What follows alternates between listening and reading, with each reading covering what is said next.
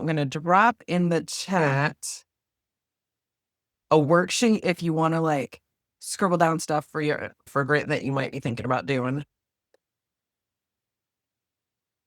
This is like a jam-packed session, so I have to make sure that we get started on time. All right, I am dropping in the chat a worksheet that goes along with today's workshop if you want to print it off before we get started. If you would like to introduce yourself in the chat and let us know who is here, that would be great. Oh, yay. We have a couple of people popping in. I'm going to drop the worksheet in the chat one more time just in case you are just joining us. You can pick up the worksheet. The worksheet will go through each of the activities that are provided throughout the workshop. I'm so excited to have you here. All right, awesome. We're going to go ahead and get started. I am so excited that you guys were able to join me for this recording. So glad and grateful that you are here. So we're going to get started on the Right to Win Grant Writing Success workshop. This workshop will give you a nice overview of how to apply for grants and where to find them. I also give you tips and tricks that I've learned along the way. I started writing grants as my first job, and I didn't know anything about writing grants except that I had a very confident mentor who said, Sarah, you can do it. And I made a lot of mistakes along the way, and I would love for others to avoid those mistakes and really be able to be successful in grant writing. So what I've learned over the years is that grants can be either a blessing or a burden. And I kind of think about it like a fruit basket. If you are a single person who receives a fruit basket with 30 apples in it, that doesn't always feel like a blessing. While it's a blessing to have fresh apples, you don't have the capacity to take care of or eat 30 apples. And so sometimes that feels a little bit more like a burden than it does a blessing. On the other hand, if you have a big family, I have 8 people who live in my household. So if you have a large family like I do and you get 30 apples, that's no big deal. Between the 8 of us, we will get those apples eaten. So that's, especially when I work with small nonprofits, this is what I want them to know more than anything about grants is that depending on your capacity, grants may or may not be the best fundraising method for you. And today, I hope that I just give you an overview of when it might not be a good fit and when it can really be a huge blessing. So my name is Sarah Barton. I'm from Nonprofit 411. And in my career, I have raised over $17 million. The majority of that has come from grants. I was the director of advancement, so I had a fundraising team, and I also did lots of other types of fundraising beside grant writing in that position. And I've worked with both corporate and individual donors, as well as hosting events. And so I have a broad spectrum of experience, and I'd love to be able to share that with nonprofits because every nonprofit needs to have a strong fundraising base so that they can continue to do the amazing work that they do. Here's our agenda for today. We're going to look at the foundations and the strategy of grant writing, and then look at how we target our opportunities. The writing portion of it, we'll talk about that and how you can make your applications more competitive. And then we'll talk about what happens after you get the grant and the stewardship and the donor care that you really need to build into your strategies so that you can report well and you can renew your grants the next time around. Most nonprofits treat grants kind of like lottery tickets. They apply for everything and then they kind of burn themselves out. And oftentimes they still get rejected. The problem is that they don't have a strong grant strategy. And They see it as a big pot of money, kind of like a major donor, but grants come with strings attached, and that goes back to the burden of the blessing. We need to make sure that we have the capacity to apply for as well as manage grants. So we'll talk about that today. So this is a balanced fundraising strategy. And while most organizations will have every type of fundraising included in their strategy, eh, grants should only be one piece of the funding puzzle. Individual giving makes up 66% of the generosity economy in our country as of 2024. That number is down from the previous year when it was 74%, and it has been declining. I truly believe that the reason the generosity economy is declining is because we have actually, since the pandemic, become a little more hesitant to ask donors for money, and we've lost some of the basic skills of fundraising. It's why I'm so passionate about the work that I do, because these are skills that can be learned, and any organization can fundraise. And so I always want to encourage you that if grants are showing up as 60% of your income or more, or if you've been going to grant funders and they're telling you that the strategy that you're using needs to change, I would love to talk about a balanced fundraising strategy. So here's the right to win strategy. I kind of talked about that. The foundation is clarifying your mission with your outcomes, and your mission and outcomes for your grants, so that you're picking the grants that are a great fit for you and a great fit for the funder. We want to focus in on the best fit funders. So generally, when we're looking at grants, funders are programmatically focused, meaning they have a mission and they're trying to fulfill their mission by supporting organizations who are also working towards that mission. So it might be a community foundation, and their mission is to help create strong nonprofit agencies in their community. So they can't fund outside of that mission. They actually have to be mission focused too. So the better we know what we need, the better we can match with funders that can supply that. And it also broadens which funders are available to us. We can actually do a much broader national search for funders when we know exactly what we need and we're able to communicate that well with the funders. Then we'll talk about writing compelling grants, and then mention the stewardship care, because after the grant is an important part of the grant process. That's when we do what we said we were going to do, and we also help make our donors understand their part in that. This is where we started on the foundations. We really need to understand grant funding. Grants are social enterprise investments. That's my best description of them. That is where they're investing in your organization to help it become better or more, or have more capacity at something that it's already doing. I like to think of it as the nonprofit version of Shark Tank, but we're in a coral reef. We're not in competition with each other. We are all doing good in the nonprofit sector. And so grants are opportunities for organizations or funders that have a large financial foundation to be able to invest in us. It needs to be a strategic resource, and grants are typically time bound and they're restricted funds. This is really important as we get into looking at your capacity, understanding that they can't be used for anything. You have to tell the funder exactly what you plan on investing in with their funds, and then you're going to answer back to them and make sure that their investment was used as you said it would be. These are my warnings for individuals who are starting to look for grants or who have done grants in the past. Grants are not free money.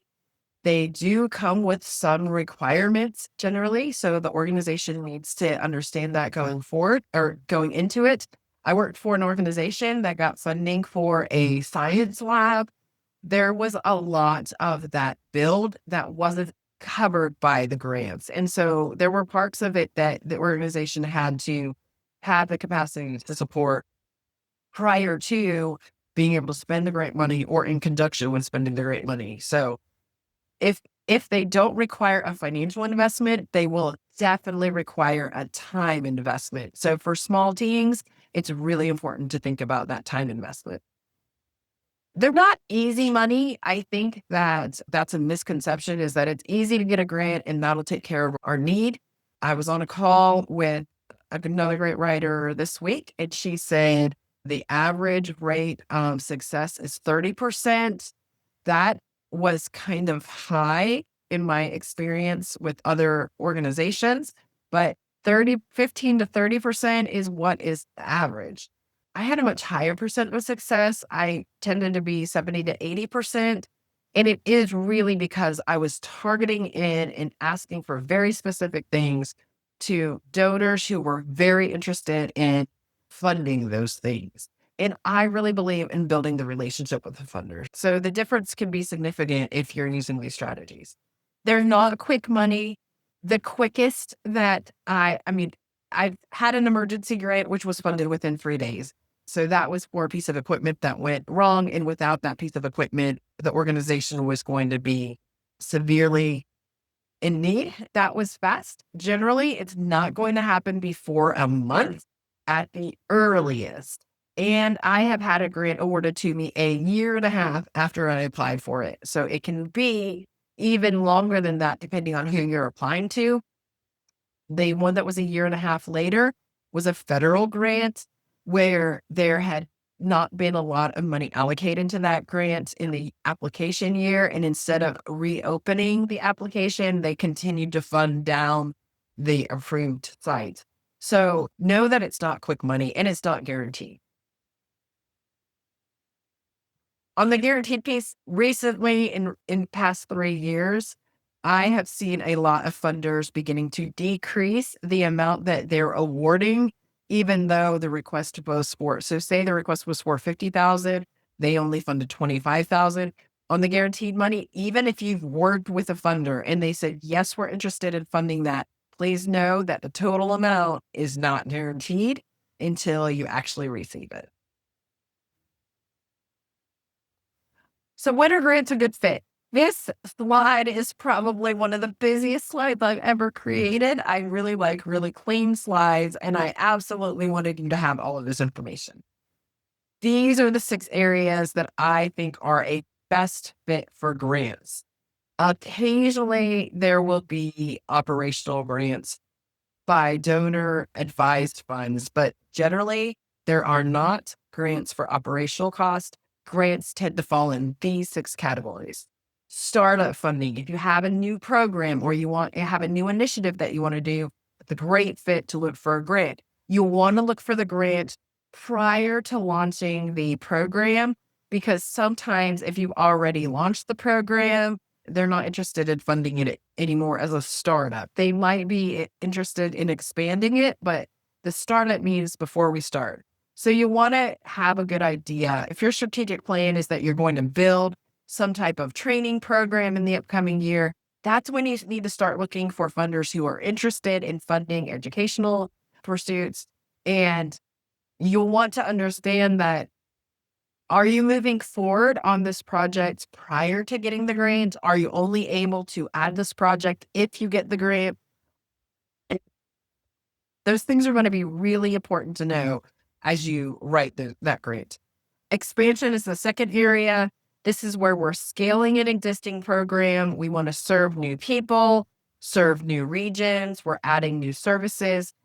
Funders want to reduce the organizational risk for nonprofits when they're doing expansions.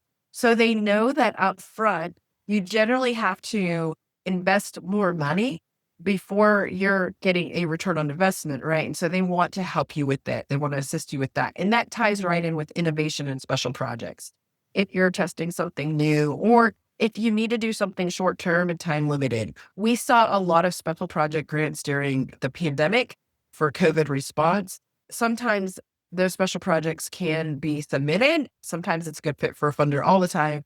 But if there's something particularly unusual happening, reach out to funders and see if they're doing any special projects or special funding for that. Capital needs. So when we talk about capital needs in fundraising, we're generally talking about big investments in infrastructure. That could be facilities, renovations, technology, equipment, but think infrastructure grants. Those are to boost the infrastructure of the organization. Capacity grants. So capacity grants are similar to when we talk about investing in the infrastructure, they're similar to capital needs in that. But capacity is more of the softer investments. They are strategic planning, fundraising consulting. Technology is a great capacity one. One of the things that I just really have a heart for is that so often nonprofit professionals are working with really outdated technological equipment, and it really impedes their ability to do their work. That's a capacity building need, and definitely something that if your organization is in that position, you'll want to make sure that you can apply for a grant for that. And then community or systems changes. And so if we need to change something within our community, someone has to take the risk. And so that is an opportunity where funders, foundations, actually state and national grants too, can give support to help mitigate the risk for the leaders of that community change. Generally, these are very collaborative. I like to have collaboration in all of my grants. I believe that it makes for stronger projects, and it also helps build the community that I'm working with and that I'm fundraising with. I really am passionate about having strong partnerships anytime you're writing a grant. And if you're writing a really large grant, understand that there could be enough money for all of the organizations that are participating. You just have to think about that as you go in and provide those opportunities in your grant proposal, making sure that you let the funder know that you're going to be sharing the grant with other organizations. All right. This is my big red warning. It is very vital that you consider your internal capacity as you're writing grants. This is both during the grant writing process and once you're awarded. What is your internal capacity? When we look at staffing, do you have enough staff to be able to do the project that you said you're going to do? If you don't, you may be able to include some of that into your grant project. But if you are going to struggle to maybe you want to do a hire as part of a grant and it takes 6 months to find the right person, you still have to be doing the project. So definitely consider what your capacity is, your internal expertise. Are you going to have to hire out to do some of the portions of your projects, or are you going to be able to do it all? If we're doing a capital grant and we're going to be doing a renovation, if we don't have somebody on staff that can do that work, then we'll need to hire that. And we'll want to make sure that we're accounting for that expense. And then the financial stability of your organization as a whole. We want to make sure that we have the ability to do what we say we're going to do. And we don't want to misuse funders' donations. And so if you are using this as kind of a Hail Mary for a project that, you really have limited capacity to do, be very thoughtful about whether or not you are financially stable enough to manage the funds appropriately from a donor. All right, so here are the different types of grantors. Government really includes local, state, and federal governments. These are typically larger scale grants. They're structured and they're very compliance heavy. If you are a brand new organization, you are probably not ready for a government grant yet. You do want to make sure that you have fiscal policies in place, that you have a fiscal structure in place before you apply for a government grant. You'll also want to make sure that you have staff capacity to manage a government grant. I have been a reviewer for government grants as well as an auditor. I have gone to so many organizations who, once they got the government grant, maybe they lost the staffing that they had anticipated having for that grant. And it's a lot of compliance. It's a lot of work. And so you want to make sure that you have the capacity to do that. So Foundations, like I said, they're mission driven. They have a mission to give away money to support specific things. If it's not a good fit, they cannot fund you. It's outside of their mission.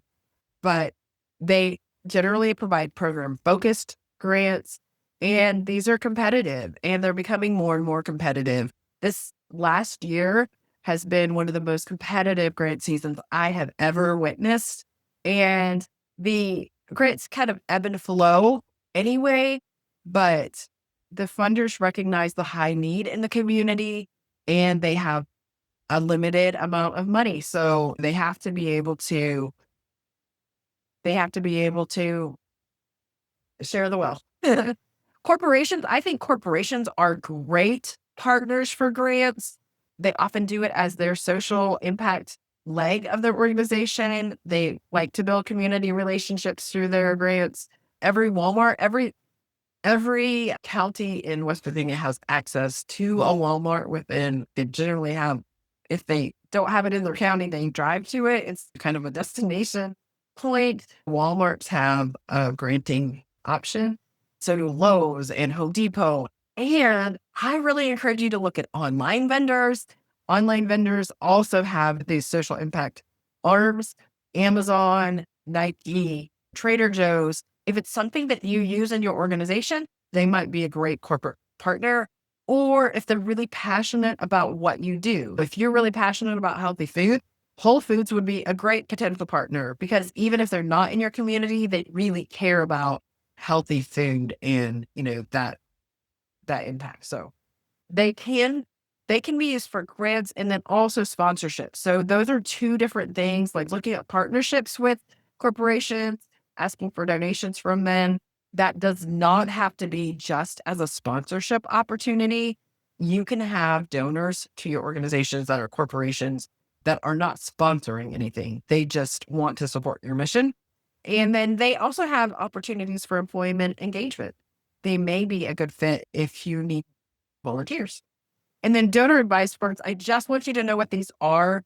They're called DAFs. And so sometimes you'll hear of that, but these are trusts set up by individuals and they're very flexible. The donor directs what they give to you. It's relationship based.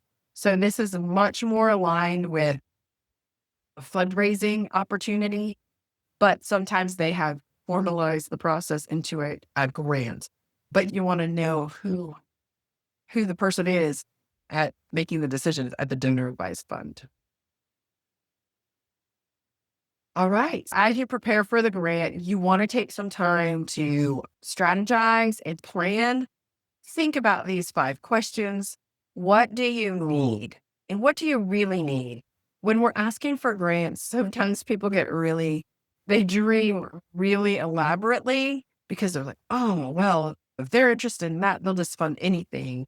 Well, you're going to have to propose a really intentional project that you're going to have to really do and so make sure that it's realistic.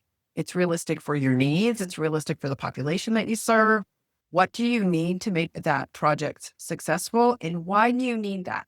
If I'm writing a capacity building grant and I build in a 3D printer into my budget, that's okay if I actually need the 3D printer. If my project is feeding people healthy foods and nothing in my project mentions a 3D printer, but I just want one, that's not okay. We want to make sure that it's aligned with the project and we have to be able to justify why we need it. Who's going to benefit from our project? How much will it cost? And what is the timeline? When are you going to start the project? And since grants are time bound, how much are you going to be able to get done in the time frame of the grant? If you can't finish the whole project in the time frame of the grant, that's okay. Make it a phase of your project and propose for that phase of your project so that what you have to report on is reasonable based on the amount of money that they're investing and the amount of time that you have. All right, so we're going to talk about identifying potential funders. And I keep meaning to put AI on this. It's Google searches and AI searches are both great ways to find potential funders. Though I have been working with several individuals, and one of the limitations of doing Google searches and AI searches is that you don't always find grants that are due now. You may find grant funders, but you may not find open grant calls. So be aware of that. It's great if you're planning out your year-long strategy and you want to identify some new funders that you want to propose to. You can get them on your grant prospect sheet and try to identify when their granting period is so that you can plan in advance. It's a great strategy. I applaud that, and I think that that is very useful. But if you're looking for a grant that you want to apply for today, it may not be the best strategy. I'm going to show you candid RFPs. RFPs are requests for proposals. The foundation directory was the first largest grant or grant seeking directory in the nation. It has become very pricey. However, many communities offer access to it through their local libraries. So if your organization doesn't have the capacity to invest in it, you might be able to go to your local library and use it. Candid RFPs are free. They're available. If you look up Candid RFPs, it's actually through US philanthropy, I believe. But it'll link you to it if you do a Google search for that.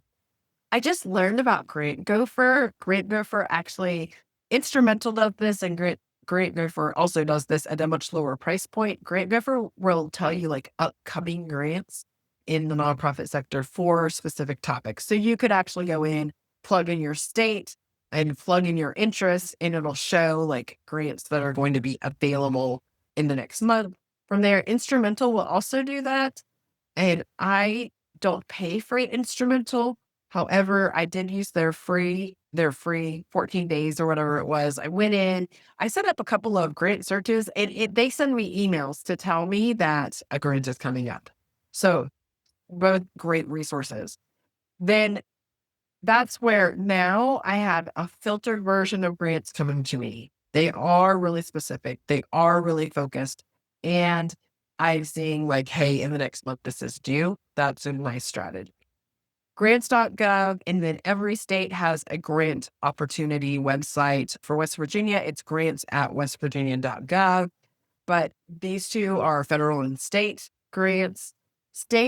Both federal and state grants are divided up by agency. So the agency has a funding capacity, and then they put the call out for proposals. Grants.gov is a really nice, comprehensive listing of federal grants. You will also find some federal grants that are not listed on grants.gov if it's an agency that isn't tied in with that system. They've really tried to focus it. So there are a lot of them. I definitely recommend it as a place to go if you're looking for federal grants. In the state of West Virginia, I don't have information on the state of Ohio, but I can get it for you if you need it. Grants@westvirginia.gov is the site for West Virginia. And when you click on that or go to that, it actually just lists the agencies, and then you have to go into the agencies to get more information about the grants that are available. If you're applying for federal or state grants, you want to make sure that you have all of the proper paperwork. You'll need to have a SAM ID. And if you've never applied for a federal grant, you'll want to start that process before you start the application for the grant, just because it's a little bit lengthier and there can be some hiccups. I've had hiccups multiple times on grants.gov, sam.gov. They have it all tied in now, so you can have like a single password, and there's just a lot of parts. So you want to make sure you get that done. And then GrantStation is one of my favorites. GrantStation is a low subscription cost for an organization for a year-long subscription. Typically, you can find it for $199. In the state of West Virginia, if you are a member of the West Virginia Nonprofit Association, you can get GrantStation as part of your membership. It is a search very similar to the foundation directory, but they are actually really intentional about curating their list to include just funders who will actually give grants to nonprofits. There are a lot of foundations, but not all of them are grant awarding foundations, where GrantStation filters for funders. Any recommendations between the various grant searches? Yeah, so I really like GrantStation. I'll show you what it looks like. Grants.gov is great if you're doing the federal grants, and I mean, my top three are grants.gov, GrantStation, and then the candid RFP. Those are my favorite ways to search for grants. All right. So this is what a typical grant seeking site looks like. This is grants.gov. So you can kind of see how it works. You do have to have a login to get into it, I believe, but it's free just for signing up with your email address. You can put in keywords right here at the top of the screen, and these keywords will be what you want to narrow your grants focus on. So, no matter what type of agency you are, if you're focusing on food or if you're focusing on reading, you can use that focus as one of your keywords. Look for a variety of keywords that could be related to what you're doing. So if you're doing food, it could be health, it could be nutrition. Think about those various words because each of those could trigger grant opportunities. At the federal level, you can actually search by the opportunity number or the CFDA. This is super helpful if you already identified the grant that you want to do. It's just a quick way to find that grant again so that you can click into additional information on it. So I always recommend having a spreadsheet open and copying and pasting the grant opportunities as you find them into the worksheet. That allows you to be able to reference back and make sure that you put the link. Here you can see the opportunity under the opportunity number on grants.gov. That is the link to the actual grant RFP or forecast. So in federal grants, you can find forecasted grants, which means that they plan to offer this grant if the funding is available. They're dependent on the federal budget. And so they will forecast out and then they'll open it once the funding's been approved. Or sometimes they give you a forecast so that you can plan in advance. Both are very nice. Federal grants generally they generally give you about 4 to 8 weeks to apply. If you're a small organization, you may need longer than that to prepare. I have worked with a grant writing agency for many years, and they do education grants. They actually worked with me on one of my first largest federal grants, and they give their applicants 6 months. Like they'll work with them 6 months in advance of the application date to try to get some of that stuff collected. So you have it all ready to go when the grant opportunity is open and you're uploading it. You can see here that the titles, especially at the federal level, they try to make them pretty specific so that you can quickly just kind of scroll through it and see if it works for you. When you do get into the actual RFPs, they're a little bit lengthy and wordy. So they try to do as much sorting for you in advance. Now, this one is Grant Station. Grant Station, like I said, if you are paying for it outright, you can generally find it for $199, or you can find a discount code, or you can find an agency where you apply for their membership and you get it as one of your benefits, like all of those, and you can typically get it for less than $200. Here across the top, you see that you can do various types of searching. They provide tons and tons and tons of education. If you look above, you can see the online education up here. If you're new to this completely, they will also educate you on using their resource. Here you search by funder or opportunity. So you can search by a funder if you know somebody local, or if you want to look up someone like Nike, you can put their name in here. Then you'll do a geographical scope, and they actually have 4 categories or 4 or 5 categories down the side that you can search for. In those, you just click the button. You know that I always recommend when you're doing a sort like this, or you're doing a search and you click maybe global or you click national, sometimes if you click multiples, it'll see it as an and. So it has to be national and maybe New Hampshire. So do the search with just national, do the search with just New Hampshire, then do the search with national and New Hampshire. And each one you may get different different organizations coming up. So a good tip there. Here is what you get back when you find the information. GridStation does have US state governments. They will list a link to the site that you're going to need for that state. Here I did a search for Ohio. Three Rivers Credit Union Foundation came up at the top. I can see what the application deadlines are so I can plan in advance for application. Their geographic scope. If you are outside of a geographic scope for a foundation, they won't fund you more than likely. Their mission will exclude you. So you don't want to apply for something where you're not going to be a good fit. Here's their general areas of interest. And you can see that they're pretty broad, but it helps you again decide, hey, I should click further on this or not. I love that GridStation has added the total annual giving and the average grant. How much should I apply for is probably the second most frequent question I get outside of how do I find grants. And so they do provide you with some information here. I'll show you another way to find out that information if you can't find it in a profile. When you click on the profile, you'll see a lot of information about the organization, including a link to their 990. You'll see what they're interested in funding. It has contact information, sometimes including email and phone number. Grantees or grantors are not mean or they don't bite. You can always call them up and just ask. I really recommend that. It's a great way to start to build a relationship with a potential donor. It's super helpful when you use one of these agencies and they have a number that you can actually call. This is from Candid RFP. So Candid RFP, you can sort by interest and date, I believe. I think those are the only two, and maybe date due. It has pretty limited search function, but it gives you really nice overviews up front. Here you can see the Start Community Foundation has open requests for proposals. So that means you can apply right now.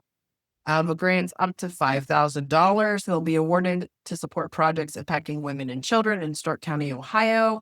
And then it provides the deadline. This is so nice. It really is a nice one to scroll through occasionally because you can find some current open grants. And if you know what you're looking for, hopefully you can find a couple that apply for you.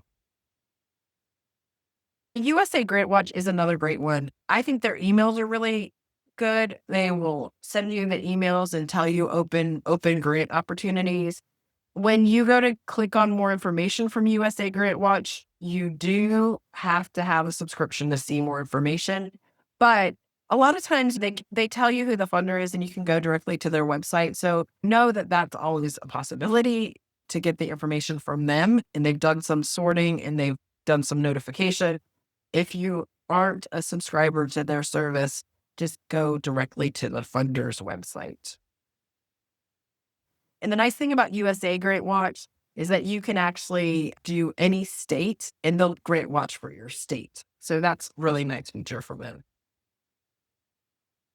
All right, applying for a grant. So this is actually a donor's website.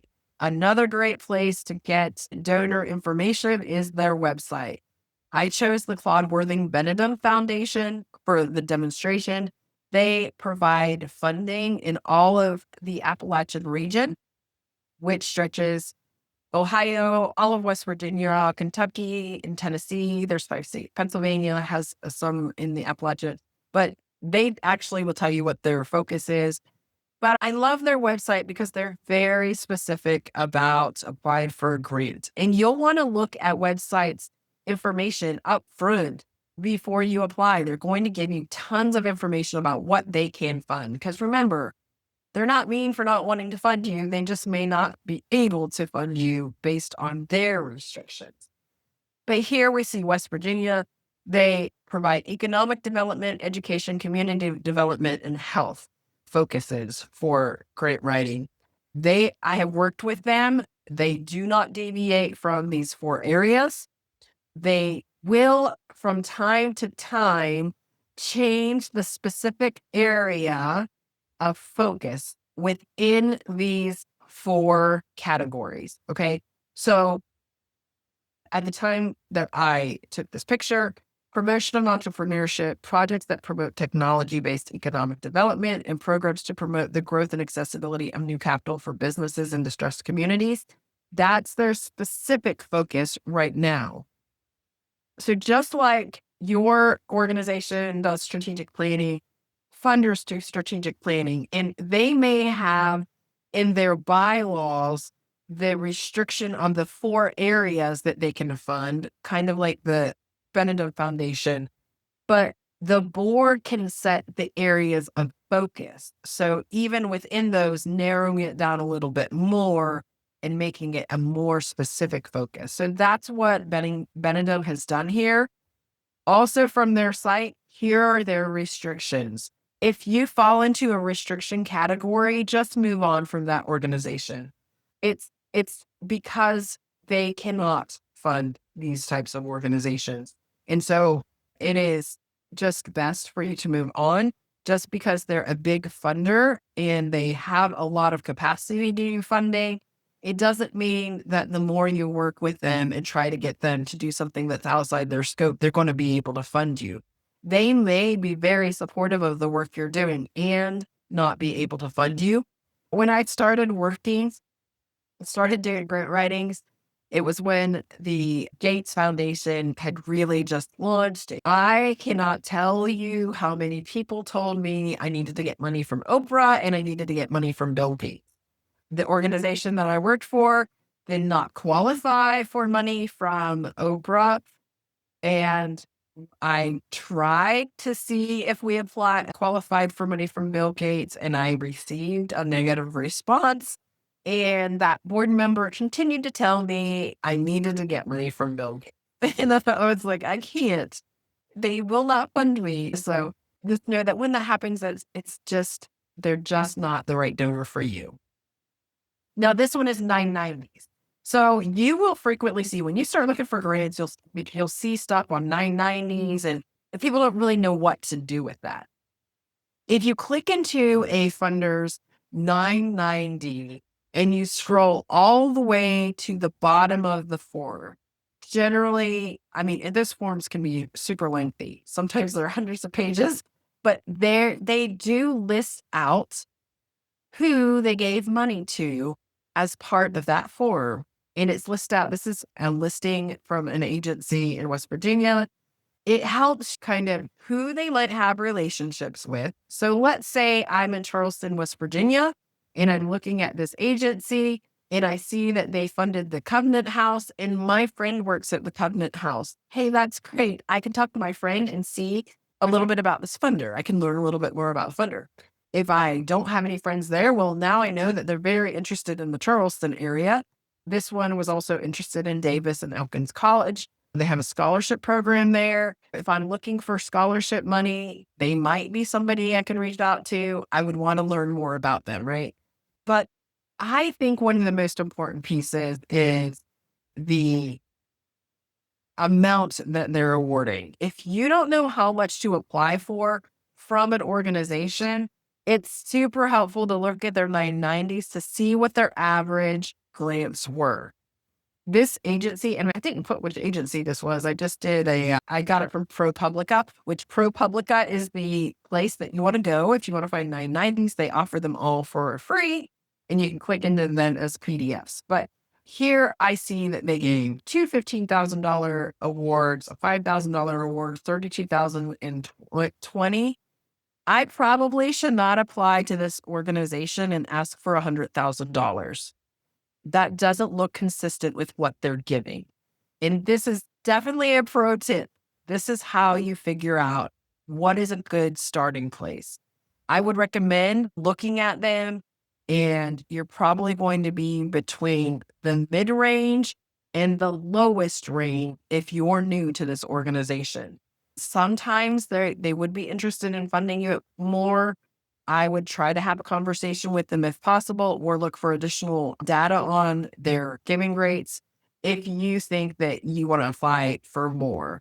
This is something that can throw your grant completely out of the competition because you asked for too much money, and it's avoidable by looking to see what's available.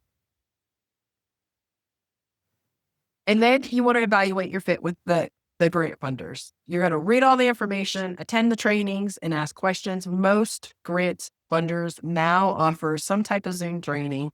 They don't all, but they will have a lot of information on their website. If they don't, ask questions. If you do attend the training, anything you might be curious about, try to think about that ahead of time, write it down, and ask the question.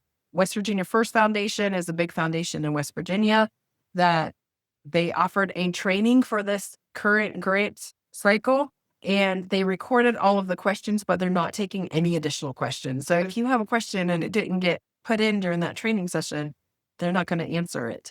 Federal grants almost always provide some type of training before the application is due.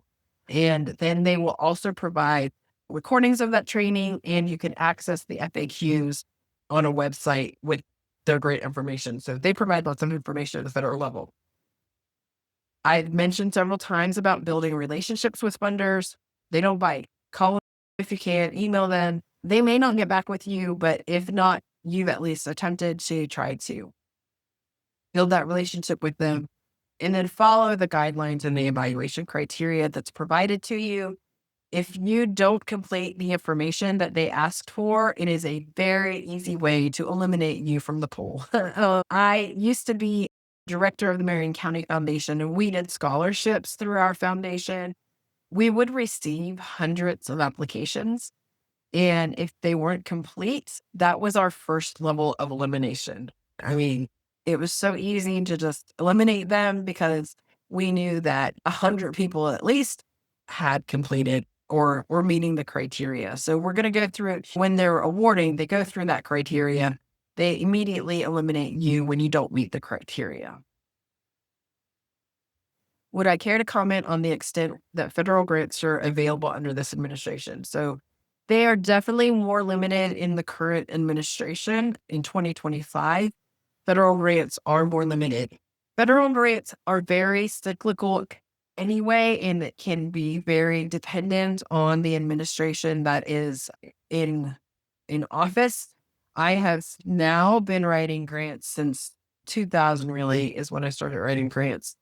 The cycle does really fluctuate anyway, regardless of this current administration. But right now, we are looking at very limited federal grants, and some of the previously awarded federal grants are not being funded in the new budget. So that's where they're not guaranteed money. There will be some agencies that lose access to grant funds. And so I'm super passionate about this. It's entirely why I run Nonprofit 411. You need to have a grant, or you need to have a fundraising administration that, or a fundraising strategy that has more than grants involved. You must have a more diverse funding strategy. How does pullback on federal grants trickle down to local organizations? And is there a strategy around that? There's really not a strategy around it. Federal grants, so there are many grants that are awarded from the federal government to the state governments, and then the state trickles those down to the local organizations. So when funding decreases at the federal level, a lot of times state funding or availability will decrease, and it does impact the local organizations. It doesn't impact foundations always as much as it does perhaps your local development authority. But when there's less federal and state funding, the organizations that depend on those funds will seek out additional fundraising with your local foundations. So now there's going to be more competition at the local organization. And that's why having a relationship with the funder is really important. Also, having sustainability strategies that are outside and beyond just grant writing is vital. So that's what I do in Nonprofit 411 is I train organizations how to do fundraising. There are ways to fundraise that are very typical in across the board in fundraising, and many small nonprofits they just don't know about those strategies. And so once they know about their strategies, they make so much more sense, and it makes fundraising doable for small teams where without those strategies, it's just really difficult. And you're like, how do I ask for money constantly? Because I need money constantly. So setting up other strategies like recurring donors and looking for those corporate partnerships are great strategies around there being less local funding. Do also know that at the federal level, I always say that the federal level will focus on things that they consider sexy at the moment. Over the past 10 years, recovery services has been kind of a sexy topic. And that's usually how I describe it. But those sexy topics, whatever they are, it doesn't have to do with what the focus is. They have about a 10-year lifespan before the focus changes. So you can think just like any other organization, if they have a strategic plan, when they renew the strategic plan, they just don't include that as the topic that they're interested in. I represent a fundraising collaborative and we will be seeking grant writers to work with us. Do you have recommendations? So, when you are working with a professional grant writer, what is very, very important? I have been both the professional, I have outsourced myself as a professional grant writer and I have hired a grant writer before. Grant writers cannot make up the projects for you. They will not make up the projects for you. And so you have to have the project well defined if you're going to be using an outside grant writer. They don't they don't function within your organization. And so they cannot develop the project without your input. You'll want to make sure that your strategy consists of clearly identifying the projects you want to go after with that funder and then letting them write for the grant opportunities with that project. A lot of times, what happens when we hire outside fundraising writers is we want them to have more agency over the project than they're comfortable with. Their skill is with the writing, and they can advise you on what would make the most sense for your project in terms of what you're asking for, but they won't make up the project for you. And I have worked with grant writers across the nation. The number one problem that they express is that agencies don't take time to develop their projects. They want the grant writer to do that for them. And that is not necessarily the grant writer's skill. Their skill is in writing. They may advise you and be able to work with you through that project development, but they're not going to be like an on the fly writer where like you say, hey, this grant's coming up. Can you write it for me? If you don't feed them that information. So please know that that's really important if you're looking for grant writers. So the difference between letter of intent and request for proposals. So a letter of intent is a request for you to get to know the funder, right? It's the request for you to outline your project, and it usually happens before the application. It helps funders vet grant projects, and it's also an opportunity for grantees or potential grantees to get feedback from the funder. So take advantage of LOIs. If you submit one, make sure that you follow up on it and you ask for their feedback on it because that's their opportunity to tell you what you might need to change or adjust as you're going into the grant rating process.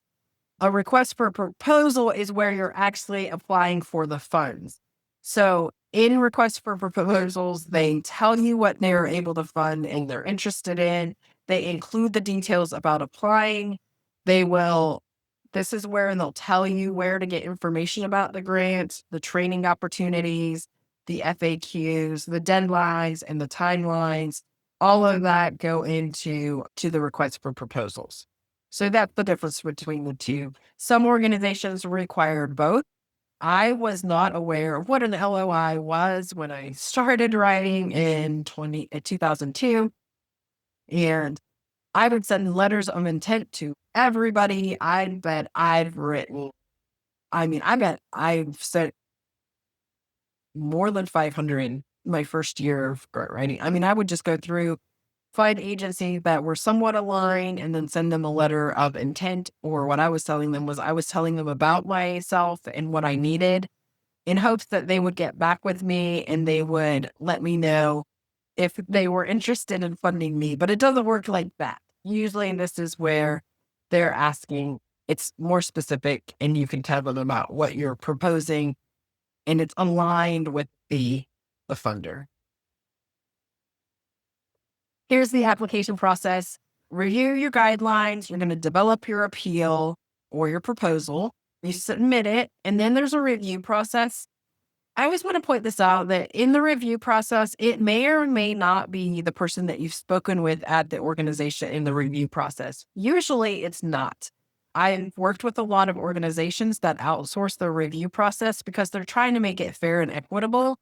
And so at the federal level, you get reviewers, and reviewers are paid for their time, and they're given the grant requirements, and then they're given usually around 10 grant proposals to review, and they're rated on a matrix. And most organizations do have some type of matrix that they rate on so that they can compare application to application.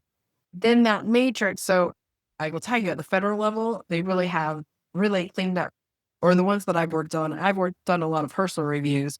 They've really made it a really nice process. The grant reviewer is on a team of 5 to 10 reviewers. Each person will review the grant and rate it. Then the whole team comes together and reviews those ratings, and they discuss any areas where there are discrepancies so that they can provide very specific feedback to the grantee or the applicant on what was strong or what was weak, and then that's sent to the agency. So that being said, if you're writing a grant, you need it to be clear enough for anybody who sees it to understand the whole picture. You'll want to make sure that you've clearly outlined who you're serving, what you're doing, how you're doing it, what the outcomes you anticipated. Do not assume that they have any prior knowledge of your organization when you're writing grants. And then the feedback and award comes. During the feedback period, many organizations will send you a copy of your feedback. So that's really great if you're just beginning this process. You can get feedback and improve.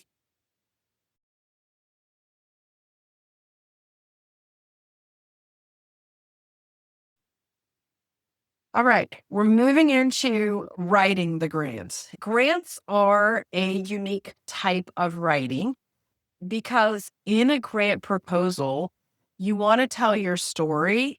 You do want to move the reader. You want them to feel the importance of your need and understand the impact. So it's a little bit of heart, it's a little bit of fact, and you're also showing them how you align with them and why you would be a good fit for their investments. And then you have to demonstrate the impact. So that all has to go into the grant proposal, and how you write is really impactful. I've done a emotive writing training with my friend Maddie Nance, and we talk about some of the ways that you can make your language more emotive or help it draw out the feelings of the readers, even though you may not have a lot of space and time. And even when you're confined to individual boxes, you want to make sure that the story is still there because people remember stories. And if you want to be remembered in writing your grant, the story as you read it needs to come out. And I will tell you, having reviewed at the federal level, the ones that moved me the most, I spent the most time with. And those are kind of grueling reviews. They take an hour to an hour and 15 minimum per application just to identify and make sure they have all the components. And it's so nice when they're telling me a nice story and it's easy to understand and easy to follow exactly what they need. They always get higher scores. I mean, I can tell you, not just for me, but in general, they always get higher scores. People will say, "Oh, I love that one." It's because they remember it. So here are the great elements. Your executive summary is kind of the hook. It does need to really grab the reader's attention. And so you want to spend a little bit of time on it. A lot of times it is like the afterthought when we're writing grants, but honestly, It's the piece that is almost always going to be read out of your application. So make sure it hooks and grabs your reader's attention. Your statement of need is the why. You're going to show the problem with data. You're going to talk about the urgency. You do want to include emotive language if you can. That can, we have some really simple techniques in that training. I know I don't have time to go into it today, but it can literally just be how you present the data. If I say 75% of individuals in our community have a third grade reading level, which means that every day they struggle to read their prescription bottles. That just a little bit of emotion, like connecting them with that piece of data and helping them think about what that might feel like can be a big impact when you're writing your story. The how, explain the solution clearly, link it to the funder's focus. You want them to clearly understand why you're a good fit for their money. The budget is kind of the proof. You want to show exactly where every dollar is going to go, why it matters. Make sure that it's linked. We'll talk about the budget a little bit more in detail. You're going to want to make sure it's linked to real numbers. And then if you have partners, being able to share those organization and partners with your funder and showing that like you already have buy-in, you already have partnership, you already have worked together, like all of those things really lead to the trust factor and the impact factor, right? It's going to impact more than just your organization. All right. So we're going to start working through the grants piece by piece. We're starting with the executive summary. The executive summary should clearly state what you're asking for and why it matters.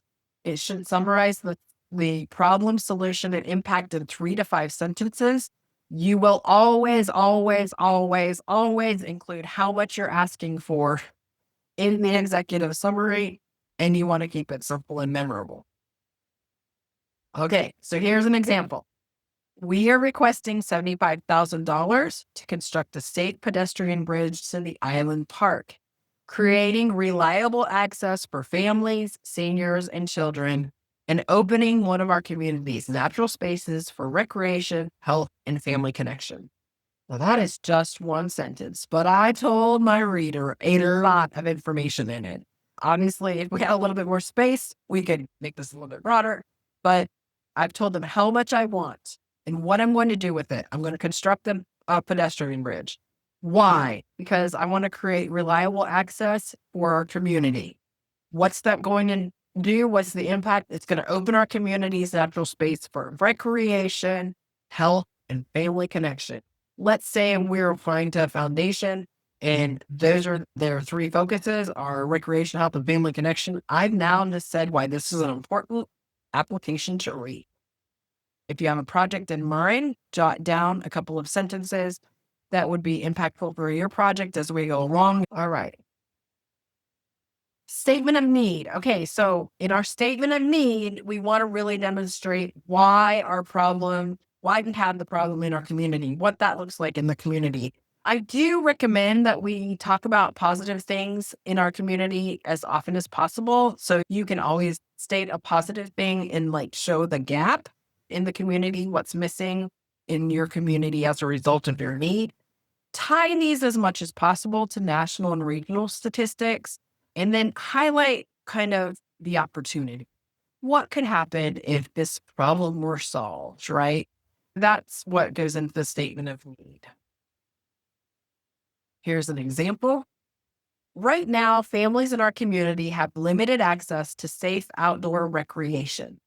Research shows that access to walking trails increases physical activity by 50% and strengthens family connections. This initiative, building a safe bridge, restoring the island, and creating a clean walking trail, will open a natural space for hundreds of children, parents, and seniors to enjoy together. I've tried to give a little bit about what our community looks like now. They have limited access to outdoor recreation. I've provided a little bit of data about what that research that is related to walking trails, that it increases physical activity and strengthens family connections. I will very, very frequently try to, I will try to link that to national and regional strategies that are addressing the same issue whenever possible. So if our Department of Rural Health is focused on improving exercise, we can find their numbers about exercise in our community, put those numbers in. And then when we talk about why it's important for them to fund it, we can also tie back into that strategy.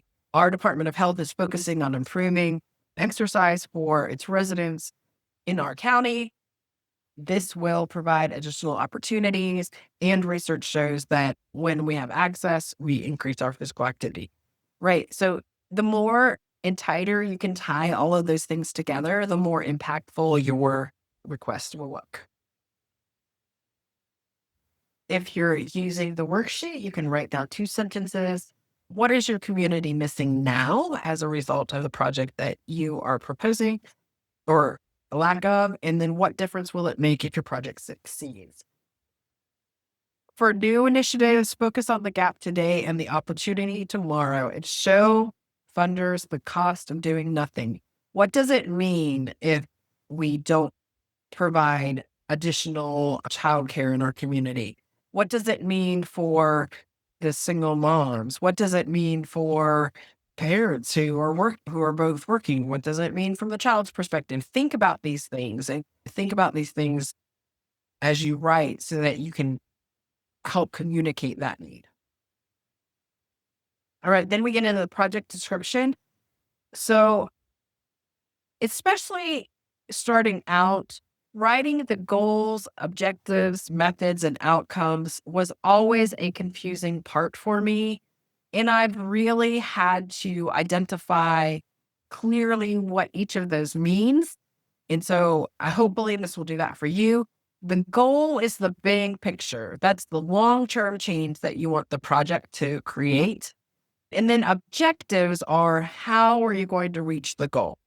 Okay, what measurable things are you going to accomplish to reach the goal?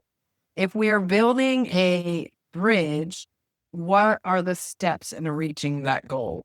We will have to have architectural design. We will have to have city involvement. We will have to have, so those are kind of the objectives. That's what's going to make your goal possible. The method is, how are you going to do that? When you're writing large federal grants, and you're going to be hiring staffing, the hiring process and the orientation process need to be part of your plan. I have seen so many organizations say, we're going to hire and then we're going to get this done by month.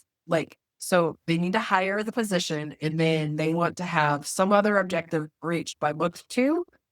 Well, guess what? It really is not realistic to hire a person in a month and have them onboarded completely and ready to run your project. Generally, there's a hiring process, there is a orientation process, and while they may be boots on the ground month 2, you want to make sure that you're also being reasonable and giving them enough time to get familiar with your organization before you actually are implementing. So how you carry it out. I love doing timelines for grants. I think they're very helpful. I also like doing phases. So phase 1, phase 2, phase 3. That can be really helpful as you're designing your method, so that even though you're not exactly sure on a timeline, it's in phase 1 and you can have a beginning and ending time for phase 1, which allows you that little bit of flexibility. And then the outcomes are going to be the results. What difference is it going to make? You can estimate. You can estimate that if you're adding a new person, you will be able to serve 150 new people, and then provide them with data why you believe that's possible. You already have the need. That's the capacity of your other agents. Do try to make it realistic. And this is where I see sustainability of projects fail, is that they make up numbers, but they're not based on any current data. That we're going to serve 500 more people. And I have really dinged people on this when I have worked as a reviewer. If they say they're going to serve 500 more people and they have no strategy for outreach, advertisement, marketing, or how they're going to get 500 more people in their community to know about their agency, and they don't currently have that many on their waiting list, I, as a reader, will say, really? Like, how are you going to make 500 more people more interested in you and want to be part of this project? So think about that. Okay, so here for our walking project, the goal is to increase safe community access to outdoor recreation. The objectives, we want it to be measurable, so we're going to construct one pedestrian bridge connecting the island to the main walking trail by the summer of 2026. We want to have a method. We're going to partner with our city engineers and local contractors to design and build the bridge to ADA standards. And then the outcome is at least 500 families will have safe access to the island each year, increasing outdoor activity, family time, and environmental stewardship. Well, when we say at least 500 families are going to have access, I'm going to start to look to see, like, why do they believe that? Why do they believe 500 families will actually use it? Are we creating something that isn't going to be used? But thankfully, this group does have a plan. If you're doing the worksheet, write one sentence for each goal, objective, method, and outcome for the bridge project. Objectives should be measurable. Outcomes should always connect back to people. I love that strategy. Who's going to benefit and how? All right. Outcomes versus metrics. Again, just having these defined for me is super helpful. Outcomes is the difference the project makes in your community. It's the community change. Families are going to have safe, reliable access to the island. That's the community change. That's the outcome. Metrics are numbers that prove it happened, right? So if we're looking at our metrics, and there is a phenomenal resource. I actually have a resource on metrics that you can flip through and identify metrics that you might not have thought of. And then Candid has an amazing metrics catalog where you can go through. So it's thinking of things that you can measure when it seems really difficult to measure success. You'd be surprised. If you can find a metric catalog, you will definitely find some opportunities of things that you can measure. But here, we want to have at least 500 residents use the bridge annually. And how are we going to do that? We're going to have 3 new community events held on the island within the first year. Well, now we know that we're going to be directing people to the island so that they get exposure, and it's going to be through an activity. If our community is really good at attending community events, this is probably a really good strategy. Funders want to see both the story and the numbers. You can strengthen your projects by showing how your projects support and align with funder state and national goals. At the national level, currently we're working on Healthy People 2030. If you have any type of grant that might improve the health of an individual, you can look and see what were some of their goals at the national level. This project directly links with this goal at the national level. Because if we improve exercise in our community, then the nation is improving overall for their exercise staff. For example, here, this project supports the city's Healthy Communities Initiative and the CDC national goals for increased outdoor physical activity. That really, really strengthens your appeals. So if you're working on your worksheet, write one outcome and one metric for the bridge project, and then name one larger goal, think organizational, state, or national, that your outcome aligns with. Funders love alignment. It multiplies the impact of your proposal by showing them that their investment contributes to broader strategic goals. At the state level, you have a rural health office. You also will have mental health or behavioral health agency. It does not matter what state you're in, they're going to have those. They generally release their strategic plans. And this is a great way to look at their strategic plans and see if your project supports those. And then call them and see if they want to be a partner. I have had such success with state and federal partnerships because I said, hey, I'm doing this project and it looks like it aligns with your strategic goal of doing XYZ. Would you like to be a partner on my project? And rarely do they say no? And you're generally are like, yes, that's great. We never know what's happening in the community. So they want to know, and it helps you find partnerships.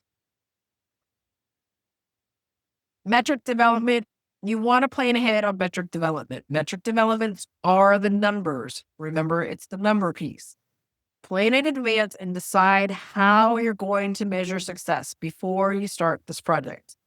I have worked with many agencies that wrote projects and then they realized that they needed some type of software to be able to track the data, or they didn't have the capacity to say what they said they would do. Deciding this in advance and having conversations about it in advance saves you a lot of headache later on. It also will help you identify what you're going to need to collect the right data. You may need surveys, counts, observations, email addresses, contacts, whatever it is. Knowing that in advance can also help you budget for either preparing those or hiring people to prepare those for you. Choose your collection methods, decide how and when you're going to gather the data, and make it easy for yourself. Don't make it super complex. I worked with an agency and they created a regional grant to connect healthcare agencies together to track diabetes compliance. So, diabetes treatment complaints. Well, those agencies did not have software that spoke with each other. And so, like, the idea of the grant writer who was hired, it was a hired, and they said, this is how you guys will have to bring all your data together. And so they wrote in that we would pull reports. Well, we couldn't pull reports because their data wasn't connected, right? So you want to make sure you identify realistic things that you can actually do and collect, and then show how you're turning the data into meaningful results. So for our bridge project, we want to plan in advance. We're going to measure usage from the first day of the opening. So we have a timeline as to when we're going to start measuring usage. The data to collect on the island will be the number of users, demographic info, and event attendance. Remember, if we're going to collect demographic info, we need to be able to collect it. That's a tricky one. So, but here we're using trail counters, sign-in sheets at events, and quarterly surveys. So we have some methodology that we can use. If we're going to do quarterly surveys, we have to have their email addresses. We talked about for BW Grow, which is doing the bridge project, putting in QR codes to a sign-up form where people can actually give you their information so that they can participate in events and surveys. Be creative on that. Think strategically. And then compare your usage numbers against baseline data and track the growth. So your baseline might be zero. Many times it's zero for organizations, but you can track your growth over time. It's okay to have a baseline of zero. If you're applying it, one thing you want to measure and how you'll collect it and how often you'll report it is what you can think about for your projects. The strongest proposals don't say what they do, they'll prove how they'll measure it. And funders really do look at what did you include in your budget and your strategy to do that. All right, now the budget and narrative. The budget, it's very important to be transparent and clearly show where every dollar you're asking for is going to go. You want it to be aligned with your project. You don't want it to be random, and you don't want it to be broad estimation. You don't want to say, we're going to put $10,000 towards marketing. You actually want to say, we're going to use $10,000 to hire a marketer or a marketing agency to help us with marketing. You want to be specific, or I like to say broadly specific. You want to give them information. And then sustainability, include your operations and maintenance so the project lasts. Don't forget to include some of those maintenance expenses. Bridge project, we've already talked about, like, they need a tractor to be able to clean up the trail after storms and in flooding because it's in a flood zone. Think about those things because you might want to build those into your grant budgets or into other requests.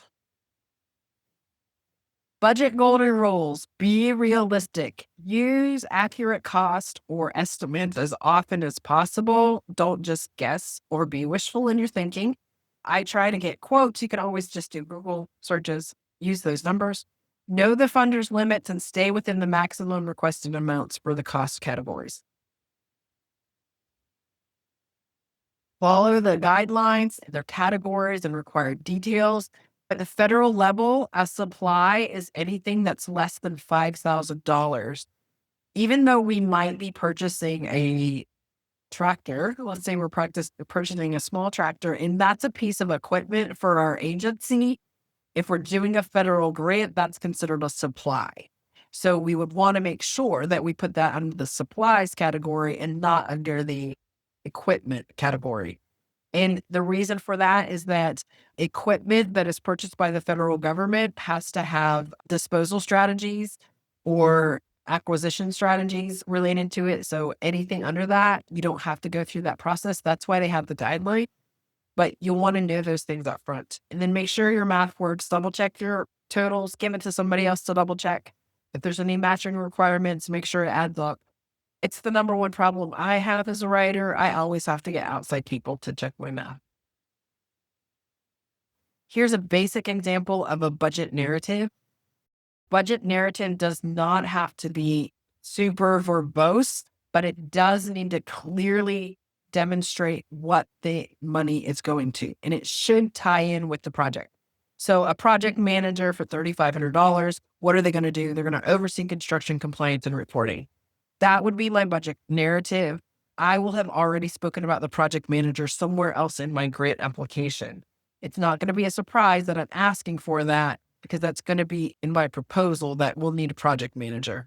Again, safety and science supplies. I actually outline safety gear, signage, and basic materials for site management. If possible, I will make that even more detailed. In contracted services, remember that software often falls under contracted services. If you're using software where you pay a subscription, that's a contracted service. If you're doing a budget, you can check your drafted budget items and ask the questions, does it match the real cost? Does it follow the guidelines? And does it add up correctly? Your budget's your credibility test. If your numbers are sloppy, funders will question your ability to deliver the project. This is a really hard reality check, but if your numbers are sloppy, it's a big red flag. Here are some other organizational documents that you want to have access to. Charles, you were talking about the alliance or having a group of people that you're applying for. It's super helpful to have all of these documents in a file so that you can just reference them. More and more, funders want to make sure that their investment is going to last. That is called sustainability. And when we think about project sustainability, we want to think about how are you going to keep the project safe, functional, and maintained after the funding. And that's what funders want to know. Funding continuity, if you know you're going to need ongoing funding for this project, you want to identify other funding sources that are going to help support it. And saying that we're going to continue to seek grants is not a complete answer. It may be part of the solution, but you definitely need to have other funding sources, whether it's fee for service or you're going to do fundraising.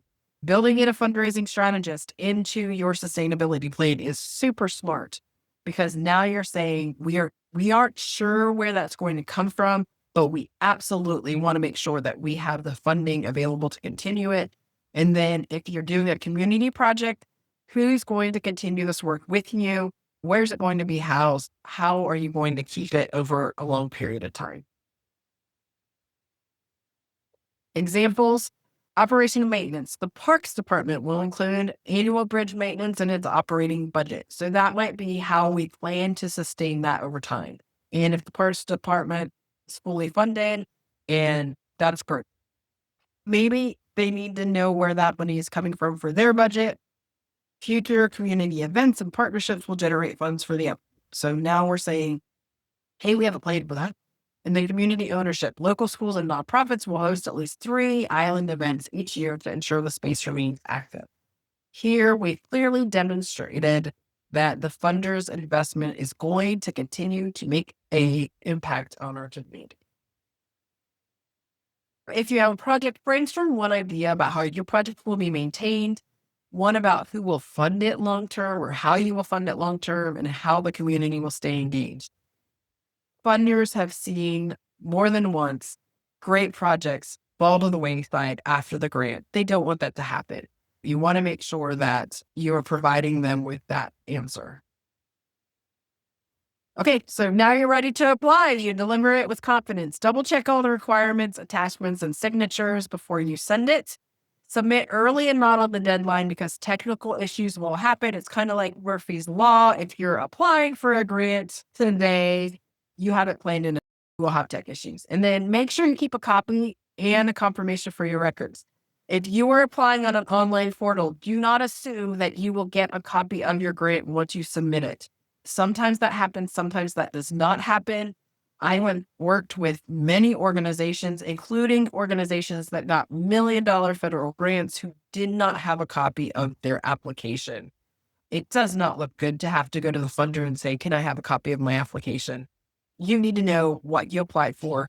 And the best way is if you're doing an online portal, open a Word document, throw your answers in there, create one for yourself. Don't assume that they're going to give one to you.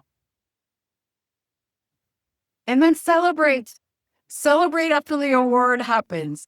I think this is a step we often forget. We get the award, we're like, yay, let's move on to the next grant, or let's move on to the next fundraising thing. Celebrate. It's really, really an important point in your timeline when you get grants. And you want to celebrate and use this as an opportunity for forward momentum in terms of leveraging that funding and the marketing. So celebrate internally, celebrate with the board, celebrate with the community, and announce the award publicly. Make sure that you include your donor in on any of those opportunities. And you can always do a thank you through social media to your funder. They appreciate that. Tag them in it. When you're managing your project, stay on budget and on the timeline if possible. If you encounter challenges, communicate that with the funder in a meaningful way.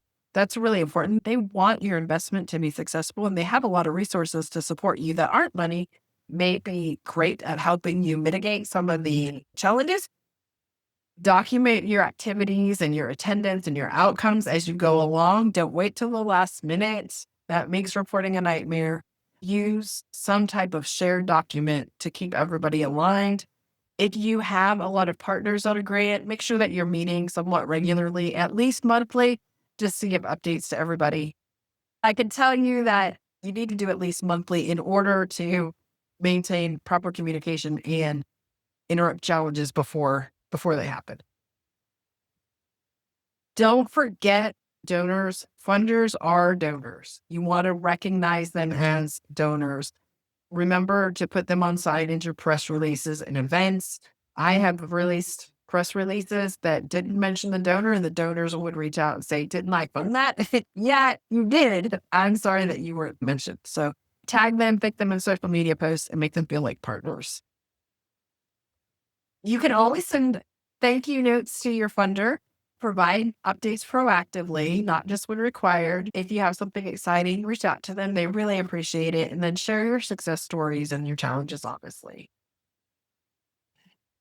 How you manage and communicate after the award directly determines whether you'll get funded again. Listen, if they're a funding agency and you are a difficult grantee, they'll remember the next time around. Stewardship is part of sustainability. On reporting, make sure that you're delivering clear, timely reports. Showcase your measurable impact, and this strengthens your credibility with their funders, and it also leverages your success for new grants. Remember that you can use any grant that you get funded today for future grants and sharing like, hey, we were funded for this, and now we're expanding, now we're doing this, and we want to continue that. I really have written lots of LOIs my first year of grant writing, and I finally found a system that works. This is that system. Having that foundation, knowing what I'm applying for, targeting in your funders. That's the biggest key. And then writing and making sure that I'm providing all the information. That's how it's led to my success as a grant writer. And I've seen and witnessed it be successful for many other people. So I hope that this was super helpful for you today. Remember that practice makes progress. The first time you apply, you may not be funded, but don't give up on applying. There's lots of opportunity to continue, and then celebrate your successes. Don't stress about the challenges, and don't be afraid to ask for help. I am always a resource to any nonprofit. If you have some questions, feel free to reach out. Ask me 2 questions before we wrap up. Any questions from this opportunity, this training? Sure. Next steps. How do we continue to be blessed by your wisdom and insights and humility and expertise? Well, thank you. Well, hopefully you're signed up for my emails and Yep. you're on my mailing list. I provide resources all of the time. Now, I do primarily work with fundraising strategies and helping organizations do fundraising. Beyond grants, I'm not currently doing grant writing, but I do have some grant writers I can help connect you with. And I'm always happy to hop on a call and see how I can support you better. If you need just advice as you go along.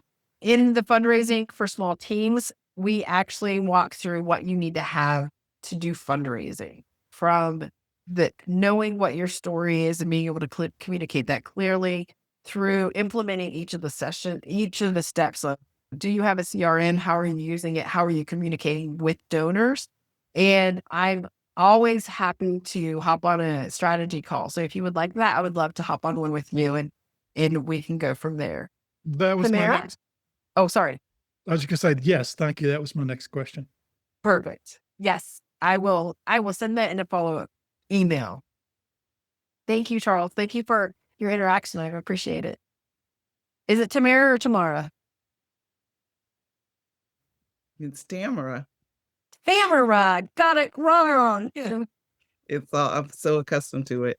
I wanted to follow up actually on Mr. Betterton's question about hiring outside folks. When you are doing that, when your organization is going to reach out to somebody outside, how do you work with them? How do you pay them? Are you paying them up front? Are you paying them if you get the grant? Is there a percentage of the grant? I've heard all kinds of things about how that works. It's usually best practice to pay them. You're paying them for their time, and so having a contract with them and paying them up front is the industry best standard. And if you think about it, it's because we don't really want people working for free, and they can't guarantee their success. And it doesn't mean they're not a great grant writer just because they're not successful. If you are going to be working with a grant writer, like I said, it is very important that you know what your projects are that you're going to be looking for funds for. And they should be investment projects. If not for operational funds, that should be a fundraising strategy. Also, you want to know what their specialty and their background is. I work with a lot of grant writers across the country or have interacted with them, and they generally will have a focus that they're really good at.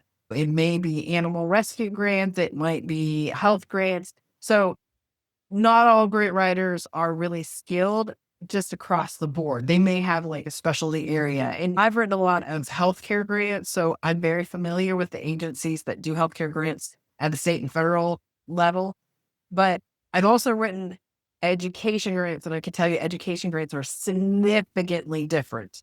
So making sure that you're tying that in, and then having a strategy where you're meeting with them frequently when you're in the development stages. So don't, it's not going to be like, hey, here's this great. Can you go for it? You're going to have to interact with them. And I have worked with a lady actually locally who has retainers with agencies, and she's like, they never give me anything. So they're paying her all the time for her retainer so that she can write grants for them, but they're not feeding her the projects and they're not working with her well enough so that she's actually doing a lot of work for them.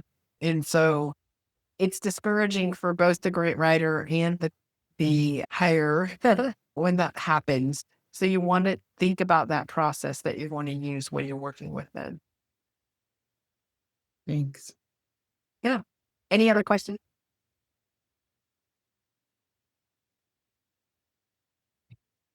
Well, thank you so much for joining me. And the best place to find grant writers, yeah, I think that Grant Station also has some, USA Grant Watch. There is a there is a federal database, like an association of grant writers, I believe. I don't know the name of it off the top of my mind, but then once you meet them, ask them about their success rates. Have them tell you about how the process worked successfully for previous partners or clients. Ask them what that is up front so that they can help communicate well with you what you're going to need to be doing. So you're not going in blindly and you're not familiar with what their needs are going to be. If you could give me feedback, I would greatly appreciate it. Oh, thank you, Charles. Thank you. And then on the next slide, I'm going to click over to the next one. Hopefully, you guys have gotten that. If you want my contact information, if you scan this QR code, it'll give you my contact information, including my phone number. I'm happy to be able to work with you and share any expertise that I can in any direction that I can. I have some great writers that I know, and what I found over the ages is that they're really pretty specific. They really are pretty specific focus. So I don't have a lot of great referrals, but I can always try to seek them out in my community or connect you with a partner who might be a good partner in your community. That would be another one. Some agencies are really good at writing grants, and you can be a really good partner. So they might be interested in partnering with you. So thank you so much, guys.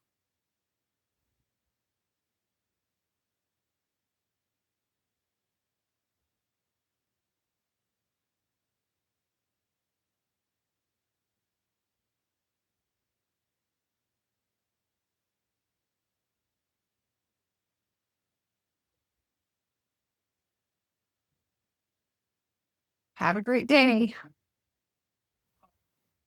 Thank you. Great job. Yes, you're welcome.